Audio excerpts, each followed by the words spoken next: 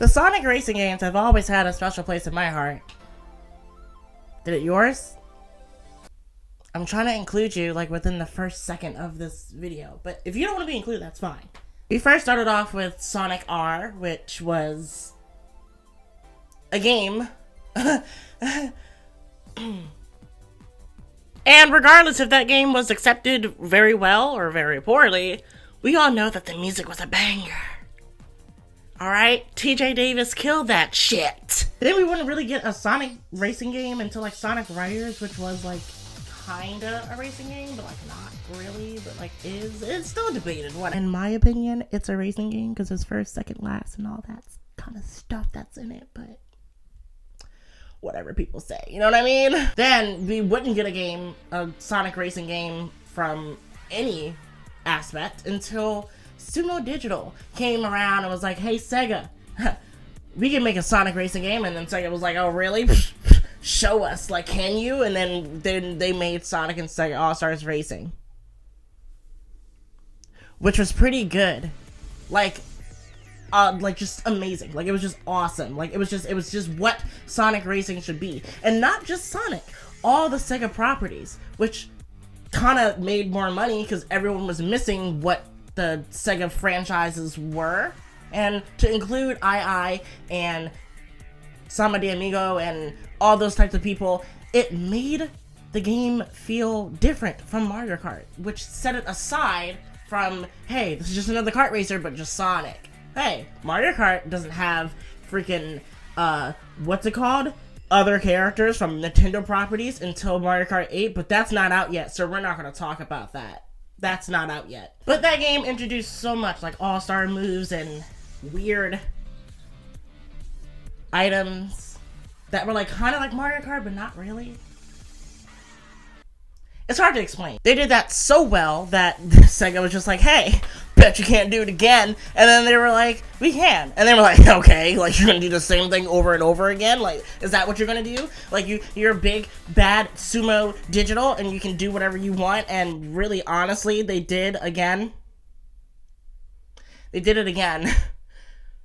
And that one was amazing too. There we got Sonic and All-Stars Racing Transformed, which kind of added a different twist to like how Sonic racing should be done, but basically taking from Diddy Kong Racing from on a Nintendo 64. Basically, you can go on land, you can go on water, you can fly in the air, and it would basically transform. Yeah, that gonna transformed. Can you tell this video's not scripted? It's not. In no way capacity that it's scripted. But not just at any time. They did it at like weird intervals throughout the race where you wouldn't transform until later on, which was kind of freaking cool. And it would go along with the stage and the music and the music. Richard Jocks. Yeah, you're amazing. Even though what you said about T-Lopes is really freaking weird. You're a fucking weirdo. But I love your music. And then after that, we got Team Sonic Racing.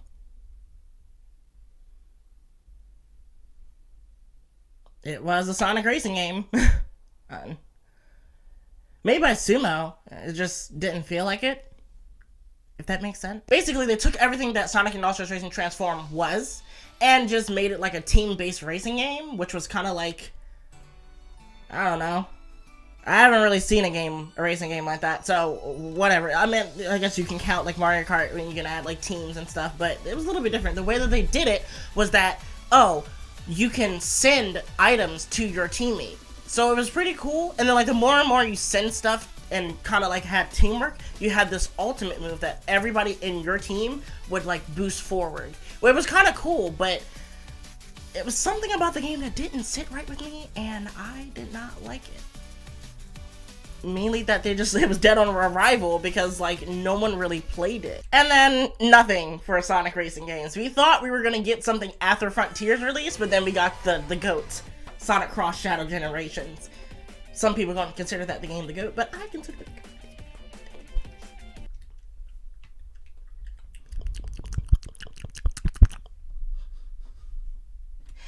Alchemy ASMR. That was pretty, right? I can do it. But just this year, earlier in this year, we got an announcement for a new Sonic racing game, and it's called Sonic Racing Crossworlds. Right? Is that what it's called? I think that's what it's called. I don't remember. I'm gonna check real quick. 2 seconds later. Yes, indeed, it is called Sonic Racing Crossworlds. I thought it still had the team in the front, but no, it's just Sonic Racing. Completely wiping the team aspect of everything. Good, because I didn't like that. Even though I just glazed it like not too long ago. Whatever. We have no idea what this game is entailing, but all we saw was Shadow starting up his car with his auto car starter, because he's like fucking cool. And basically, we saw just that. We saw him pull off into like this weird portal thingamajig, and yeah, I mean, it looks cool. I don't know. That's all the information we got.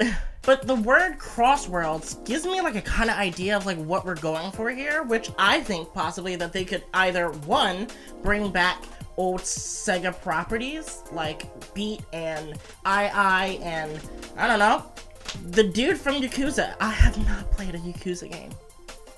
I did, but I don't remember the characters. I'm sorry. Or two, this could possibly mean that we're getting a accumulation of different Sonic characters from different Sonic universes, like the Boom universe and the Riders universe, which we already saw Extreme Gear hanging on the wall.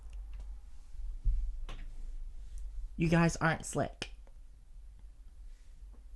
Alright?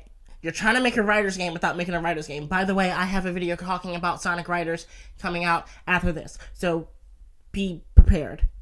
It's kind of like a segue. Even though this isn't in the video, whatever. I'm really kind of curious as to what they're going to do as far as the racing aspect. Every racing game, they changed it up. Second All-Stars Racing was just normal racing, kind of like a Mario Kart clone, with Transform kind of changing it and bringing into the flight and the water aspect of everything. And then Team Sonic Racing changed it up and brought a team aspect to everything. So this Crossworlds thing, I don't know what it means. Either that we saw Extreme Gear, you'll switch to Extreme Gear in the middle of a race, or not. Or it could just mean that a multitude of different characters will be a part of this one racing world. I don't know. This is all that we have. This is all that we have. This is the only trailer that we have. We haven't heard more information.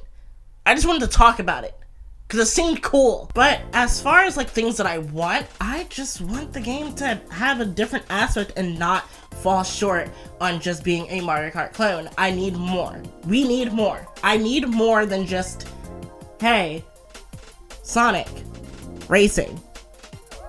Cool. I kind of want more than that. I want more. I want a gimmick. You can be gimmicky. Just don't make it seem like it's a gimmick. Don't be like noticeable about the gimmick. That's what I just don't be gimmicky, but be gimmicky. Quite honestly, that's all I have to say as of right now. I just wanted to put a video out there for Sonic Racing Crossworlds, because I know we're gonna get more news within this year, or maybe next month, or I don't know. We don't even know when it's coming out. It was just announced. So yeah, that's really all that I have. Let me know what you guys think down below. This is Arnold Johnson signing out. I'll see you later.